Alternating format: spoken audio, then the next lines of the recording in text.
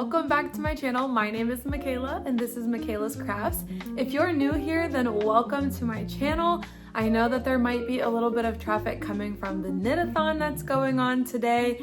If you're viewing this in real time or the time when this video goes live, then you've probably been knitting for the past 24 hours or going on 24 hours. And I'm so excited that you are here with me on my channel to watch a video. So today we are going to kind of mix it up a little bit. I'm gonna cast on a new project and we're gonna do a little bit of chatting, and then we're going to unravel a lot of my whips. Yes, it's probably a video like you've never seen before, but quite honestly, I have been stress knitting and not in a good way. So I am trying to de-stress and take a lot of this feeling off of my chest, and the way that I'm gonna do that is by limiting myself to only a couple whips and by working on things I actually want to work on. And I'm gonna talk about that more after I cast on. So I'm gonna cast on my project and I'm gonna insert some clips of me winding up some yarn.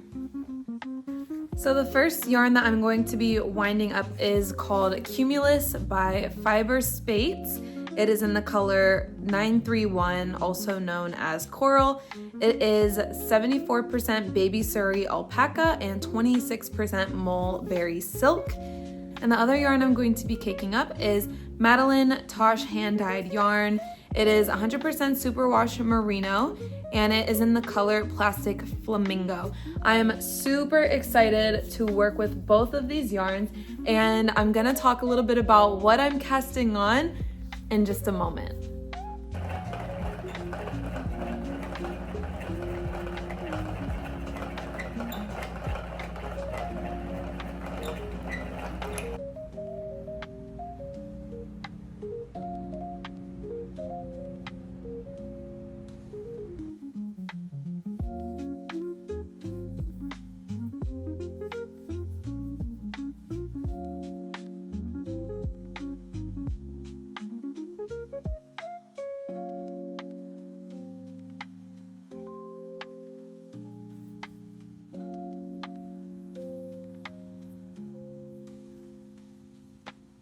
Okay, so I'm gonna get relatively cozy here because I've got quite a few centimeters of ribbing to do.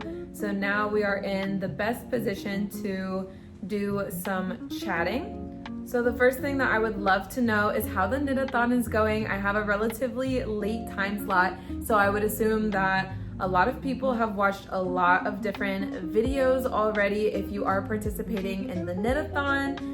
And I would love to know what your favorite video has been so far, and of course what it is that you are working on all day during this knit-a-thon.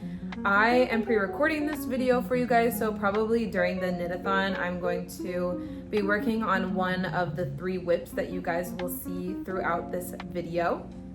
I want to give a big thank you to Miss Pia over at Traveling Miss Knits for inviting me to participate in this knit-a-thon. It honestly was just so touching for me to be invited. I started my channel almost a year ago now, and I have been posting consistently since about the summertime. And it's just so nice to be included in different community events and to be able to interact with you guys and interact with other content creators, other fiber artists. And I'm just so thankful for this opportunity, especially because one of the things that I wanted to talk about is just enjoying the process of your knitting. So for at least a month now, because I did try to start my gift knitting early, have been really stressed about gift knitting and the deadlines that come along with it. On top of that, I am doing a test knit, so I have another deadline for that as well. And at the same time, I post videos every week on my YouTube channel about knitting mostly, but I do crochet also on my channel. And it kind of started to feel a little bit like I was not enjoying the hobby that I picked up that was supposed to ease my mind from all of the crazy things in the world, and it just started to feel overwhelming. So the past week, and it could be from a mix of different things, I felt a lot of anxiety. So I'll remind you that last week was the election. And then also at the same time, last week I dealt with severe PMS symptoms. I myself have PMDD, which makes my luteal phase an absolutely not fun time. And all of that mixed together with the stress of all of the deadlines that were just kind of facing me, I really had a lot of just mixed feelings about my knitting. And I was like, this is not why I started knitting. This is absolutely not why I started crafting. And I wanted to get back into crafting for myself. So that is what I decided to do. I had a really good talk with my boyfriend yesterday, and he was like, look, if you need for us to just go out and do all of our Christmas shopping for your family members, for my family members, just so you can have some peace of mind and stop stress knitting, he was like, then we can do that. So he was like, just stop gift knitting. And so I decided I'm done gift knitting. Whenever we talk about my whips and unravel them, we'll tell you about all of the struggles that I had with gift knitting, and you'll just see why this was an absolute disaster. But it's okay. We have quit the gift knitting, and we're knitting ourselves a pair of mittens. And I saw these mittens on the podcast Knits by Wilma. I absolutely love her podcast, and she was knitting. It's in Swedish. I can dabble in a few languages, but Swedish is not one of them. But I think they're called the Horstflettevotte. Yeah, and they're like a cable knit mitten. And I've never knit anything cabled before. I originally wanted them to be gray, like the ones I think she made, or there's a sample picture. I will post a picture right here. And I absolutely fell in love with them. But then my local yarn shop started carrying this, and I love pink. So I decided to put these together, as you saw, and I wanted to knit myself a pair of cable mittens. And I've never knit cable before. And actually my next video next week is going to be about cable patterns. I'm gonna do a cable pattern roundup because I really wanted to learn how to do cables over the winter. Cable and color work, those are my two things for this winter. I do have a color work whip that actually I would like to get done around the new year. And then I wanted to do a cabled sweater for myself or for my boyfriend, and I'm really, really excited about it. So yeah, I decided I am not going to be gift knitting in the sense that I'm going to make everybody a bunch of gifts for Christmas. I will just knit whatever I feel like it and give it to people as I feel like it. And that is how I'm living my life. And it's funny because I've talked to a lot of different people, and they have said that they themselves do not gift knit, and I understand absolutely why. First and last attempt to gift knit. If you have any experience gift knitting, then please let me know in the comments how that worked out for you or how you managed it. The other thing is I am still a relatively beginner knitter. I'm pretty confident in my crochet abilities, but as far as knitting goes, I absolutely am still considering myself a beginner. I haven't finished a lot of projects, but I am not the type of person who eases their way into things. I didn't start by knitting hats and scarves, and I mean, I did knit a scarf before anything else, but I jumped straight into garments because that was the whole reason why I wanted to knit. I wanted to knit garments, and I knit things that are out of my league, out of my comfort zone. But I'm the type of person who believes that I can teach myself how to do anything. I'm just that confident. but I do put a lot of pressure on myself at times, and it's a little bit of like oldest daughter syndrome, I think. But we get through it, and you know, we learn from our mistakes. One of the things I talk about a lot during my crochet and chats, which I have a couple of them on my channel, so if you like this style video and you want to chat with me some more, then I recommend checking out those videos. But I like to talk about things that I'm reading or have read, and I've only finished one book lately, which on Goodreads seems to be a little controversial of a book. I just finished The Teacher by Frida McFadden, and one of the reviews that I specifically remember was someone who said, "I beg your finest pardon." And honestly, that's like the only way that you can really even review that book, because what did I just read? What did I read? So it follows a story of a couple who are both teachers, and that's pretty much all I should tell you without spoiling a bunch of things. But wow, it's a roller coaster. And for the first part of the book, it's split into two parts. For the first part of the book, you're just like a little bit or a lot of it uncomfortable, and you're like, what is going on? And then by part two, like when the whole book just wraps up, you're like, wow, absolutely wow, like what? And I enjoyed the read. I think a lot of people didn't enjoy it. I really enjoyed, more than anything, the twist at the end. I actually listened to The Teacher. I didn't actually read the physical copy, so I just kind of put it on when I was in the car, and it was like a really mellow read for me. And right now I'm reading The Housemaid by Frida McFadden, mostly just because I picked it up and I picked it up and then I put it down, and then I listened to The Teacher, and then I was like, wow, maybe I should finish The Housemaid. So I picked that back up, and I'm just trying to work my way through it. I think I'm gonna be on a reading kick here soon, mostly just because I purchased a few books. They're actually this stack right here.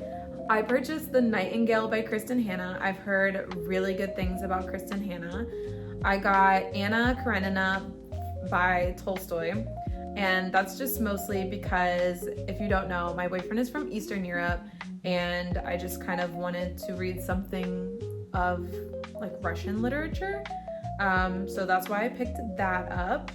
Despite putting a DNF on the Court of Thorns and Roses series, because I didn't even finish book 2, which everyone says is the best, I did pick up Throne of Glass, mostly based on the recommendation by my girl Kayla over at Chromatic Creations, and I just decided I was gonna give it a shot. And the last one I got is The Lost Apothecary, and I just picked it up because I saw something about it, I think on TikTok or something. So that's what I picked up to read lately, and I just have a feeling I'm gonna be reading a lot this winter.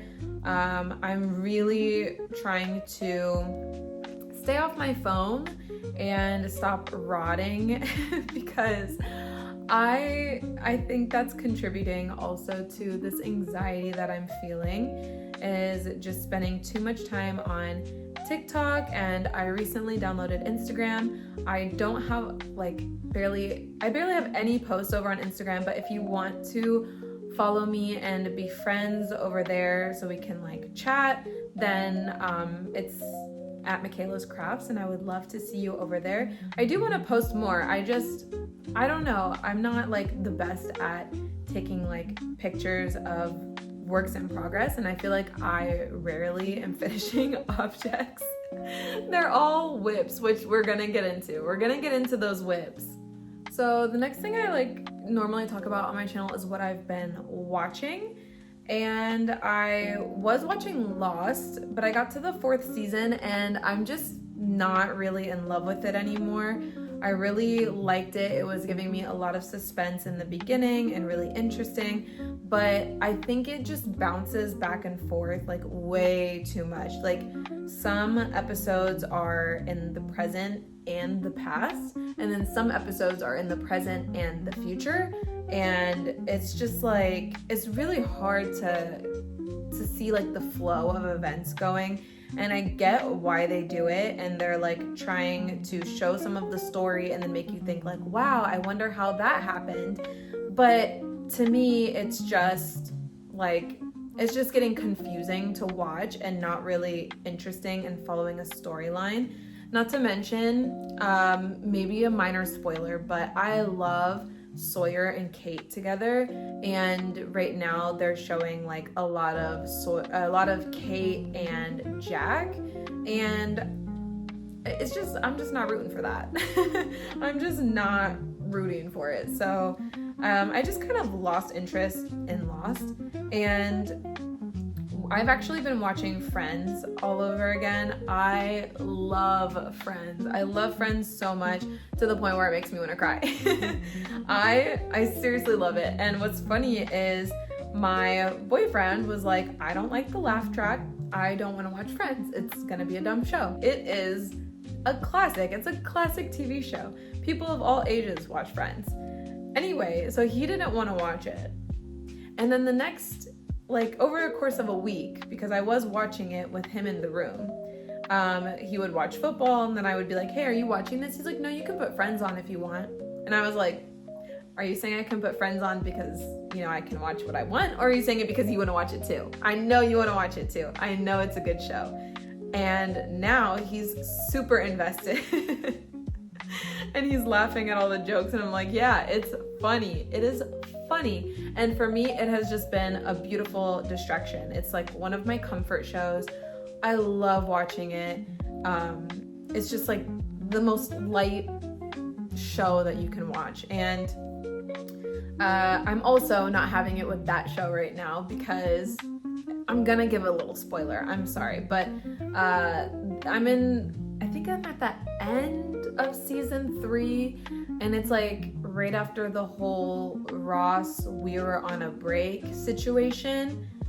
And I was talking to my boyfriend about it, and I'm like, they kind of ruined Ross's entire character, because he was absolutely head over heels, is absolutely head over heels in love with Rachel. Like, there's no denying the Ross-Rachel connection and the way that he pines over her. And that's one of the things that I absolutely love about Ross's character. Like, unpopular opinion, but if I, had to pick one of the male characters, it would be Ross, because of how much he is loyal, and minus the we were on a break. But like I said, I feel like they took his character and they slandered it because it was just out of character for him, for someone who is absolutely in love with another person. And my boyfriend absolutely agreed with me, and I'm like, I get it. They want this Ross and Rachel thing to last throughout the entire series, and it does, and you just want them to be together the whole time. But I really hate how they did it and how they wrote that part into the show. Anyway, all that aside, my favorite guy character is still Chandler. Chandler is definitely the funniest. Come on, there is no competition. Chandler is hilarious. And my favorite girl is definitely Monica. And I think it's just I don't know, every time I see her in the show, I'm like, I know people fawn over Jennifer Aniston in general, but Monica is gorgeous. She's absolutely gorgeous. And, I think I just envy how organized and clean and kind of neurotic she is, because I wish I could be like that. I'm not. I'm a disorganized mess of a human being, but I embrace it. So yeah, I would love to know, what are you guys watching right now? What are you reading? What has been interesting? Are you planning, to get super cozy this winter with your show, with your books? I almost forgot. I have also been watching Gilmore Girls for the first time. And I'm basically doing like a watch along with Kayla, my online crochet bestie. And we just like start the episodes at the same time, and then we watch them like while we're knitting throughout the day. And that's basically how we've been watching Gilmore Girls. So I think I'm on episode like 7 or something, and it's so good. Like, she was like, you know, I know the first episode can be hard. And I was like, honestly, the first episode was so witty. I was like, if they're gonna keep this up throughout the entire show, I'm already hooked. So I've been watching Gilmore Girls, and it's such a cozy show, and I've been wanting to watch it. And yeah, and so I am really enjoying Gilmore Girls too. Oh my gosh, I've been so enjoying the knitspiration that comes from Gilmore Girls and from Friends. Like, if you watch Friends, they have so many beautiful knit pieces on Friends, and I'm just admiring them because I'm like, these pieces were probably wool or cashmere or, you know, just a natural fiber. And because fashion back then was more about sustainability and not as fast fashion as it is now. And I can't watch either of those shows without thinking of how to design the sweaters that I see on the shows. I'm absolutely obsessed with how this is working up, and it's working up so fast. I feel like I could just sit here and do this ribbing forever. It's really not even bothering me at all. So I think I've done enough chatting. I can't wait to keep knitting on this. I'm probably going to be absolutely obsessed with this for the rest of the day. But in order to get this video out for you guys, I'm gonna go grab my whips and we're going to unravel them together, and I'm gonna tell you what they were and what went wrong. So I just got to a good stopping point in the ribbing for my mittens. Okay, we are now entering the portion of this video where we unravel my whips. And I can't tell you how excited I am to do this and how ready I am to do this, because the thought of having just a couple whips is beautiful to me. I've been stressing so much, and I'm not gonna keep I don't like the phrase beating the dead horse, but I'm not gonna keep doing that. We're just gonna go ahead and get into it. I'm gonna show you what I was making, what went wrong, and then you're gonna watch me unravel it. So the first thing is my boyfriend's sweater. My boyfriend has been asking for a sweater for a long time, and I was really excited to make him one. He doesn't like any patterns that I've showed him, so I decided I would just watch a little tutorial of a raglan and just self-draft it, just, you know, do the thing. It was working out fine. The problem is I didn't block my gauge swatch. What a rookie mistake. I can't believe I did that. So the point is I got almost done with the body. We were trying to figure out the sleeves. I was like, I need to rapidly decrease because he likes his sleeves a little more form-fitting. And I was trying to see how it was gonna look, see where the body was. So we decided to do a mid-block because I was like, well, let's see how it's like draping on you post-blockage. And it grew so much that it didn't fit the same way as when I was knitting it. So, rookie mistake. So we're just gonna go ahead and unravel that.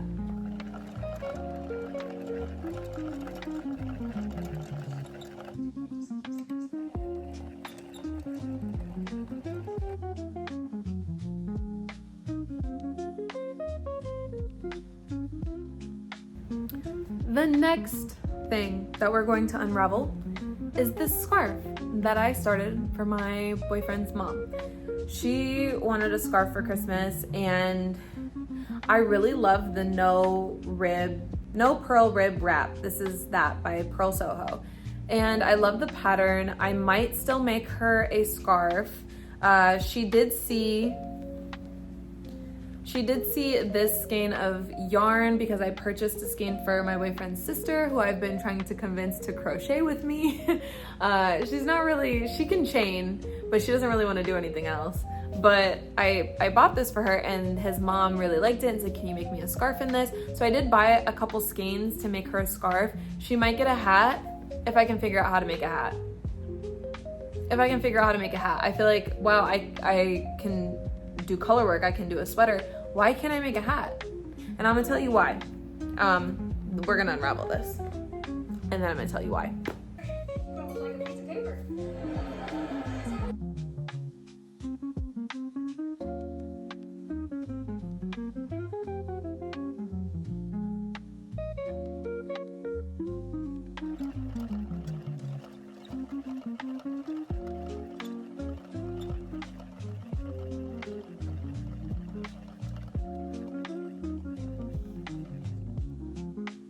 So the reason is, this is a Musselburgh hat. This is the second time I've cast on the Musselburgh hat in the past week, because it starts out fine and then it just grows. And I looked at it the other day and I was like, this is too big. It's too big. This is a hat I was going to be making for my brother, and I don't even want to say it or think it, but I might try to make him an Oslo hat instead. And while I have the pattern, maybe I can make an Oslo hat with this, or maybe I just find a free pattern because I'm tired of buying patterns and then me not being able to knit them for whatever reason. I'm still a beginner and I am having a hard time with hats. So point is, this one being unraveled.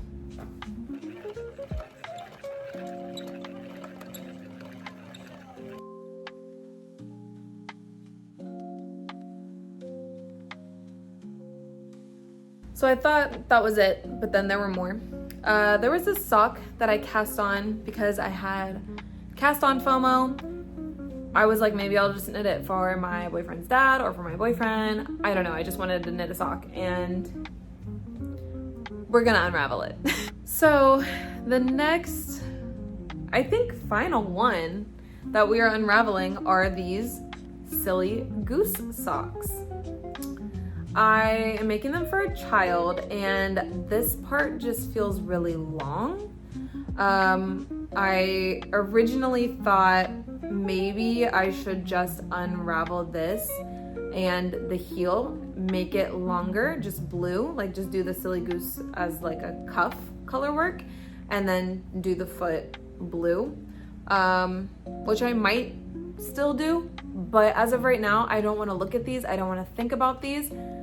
This hurts my hand, hurts my eyes, hurts my head. We're gonna unravel it.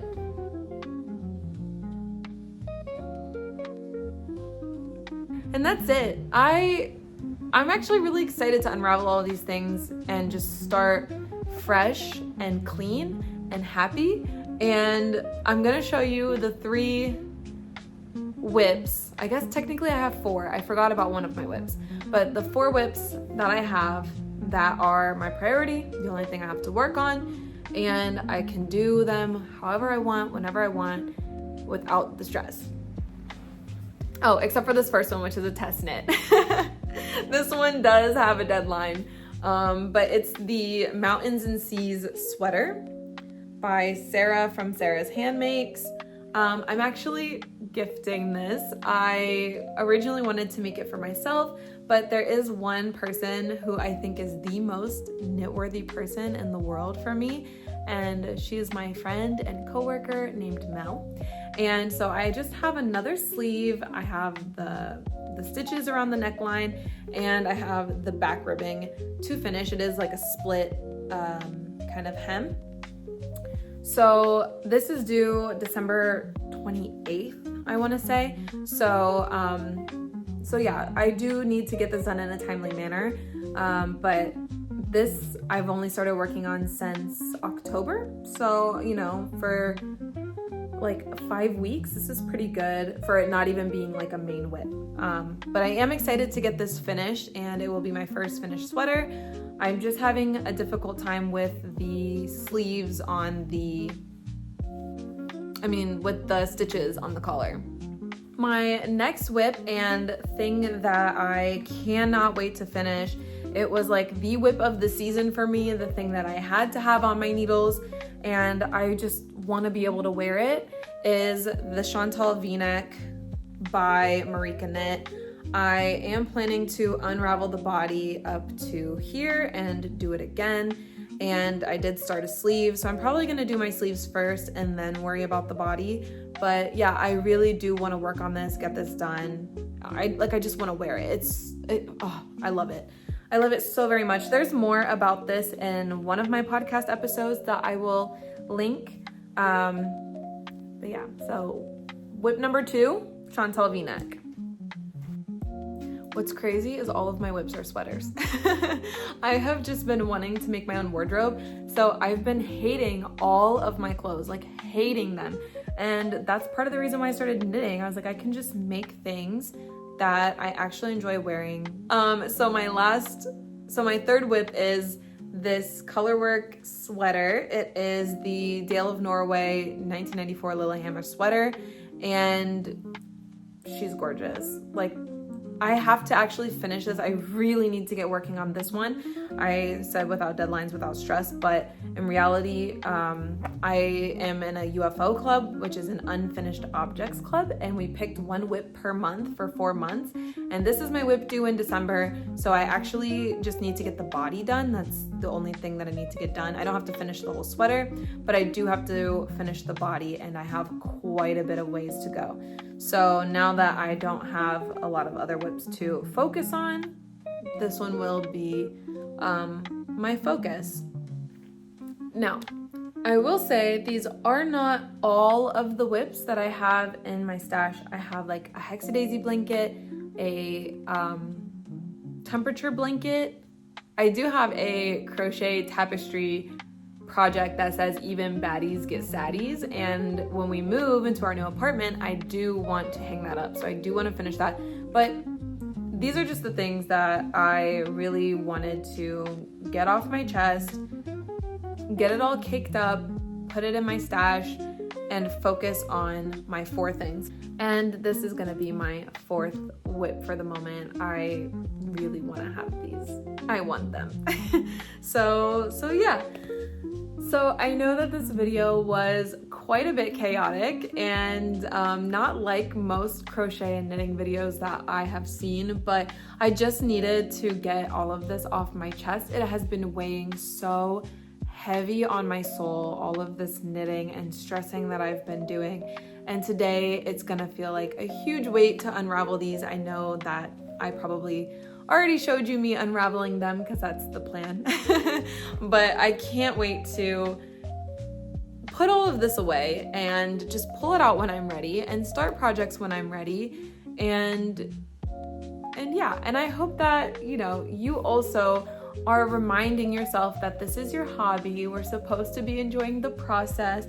We're supposed to be smiling when we're knitting and watching shows and being cozy and enjoying the process. So I'm gonna go ahead and unravel this and film it, and I'm going to also work on my mittens, and if I have any updates before I go to edit this video and post it for you guys, then I will insert the footage after that. Hey guys, it's the next morning and the day before the knit-a-thon, which means I need to close out this video, but I wanted to stop in here and I wanted to ask where everyone is from that's watching my videos. I think it's so interesting to see, and I have traveled quite a bit in my young life, mostly to Europe, a little bit in North Africa and the Middle East, and I would just love to know where you guys are coming from.